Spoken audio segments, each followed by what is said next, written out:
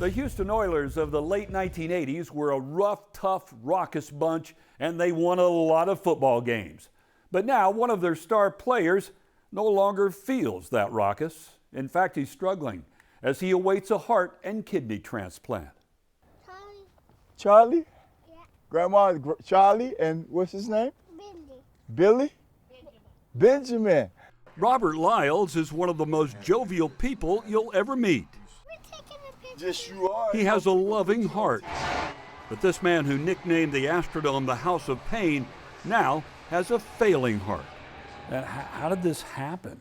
How did an athletic guy like you get in this condition looking for a heart transplant? Wow, I mean, like, I've never been sick. My heart had some type of virus, caught something virus, and over time it just stopped pumping blood.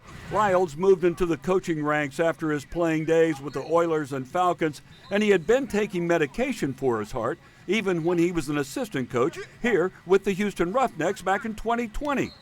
But everything changed in July of 2022 when his heart gave out. I found out that 3 times in the hospital I had flatline. I didn't know, but I know that I spoke to God 3 times, and each time he didn't say nothing, but he listened to me. You felt comfortable. I felt easy. I didn't feel like I was in trouble because I asked you. This is Johnny Mees right here, right? And that's me right there. Here we are, both are. I like this because we both was right there at the quarterback. He was in trouble right there. That's in the Astrodome. It's in the House of Pain, baby.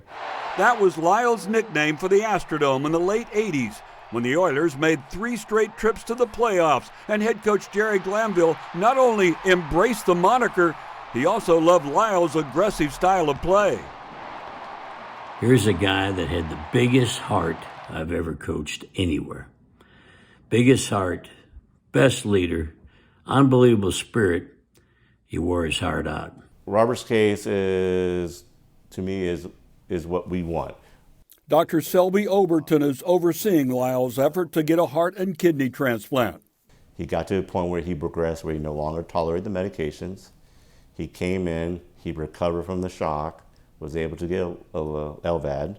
Lyles needs to wear that LVAD at all times to keep his heart pumping. I'm good. How are you? So far, he's had 4 operations, with more to come with the heart and kidney transplants, and the bills continue to pile up. But Lyles remains optimistic. He believes God didn't take him last year because he wants Lyles to do more in this life. I've learned, Matt, to say that, like, I have good weeks, I have great weeks. I don't recognize the bad weeks. Everybody in Houston, Robert needs your prayers, your help. There's only one Robert Lyles. And of all people to wear out their heart, it's the guy with the biggest heart that I've ever been around. Because where I came from to where I am now, that was God. It wasn't me, that was him. So I thank the city, I thank everyone who's prayed for me.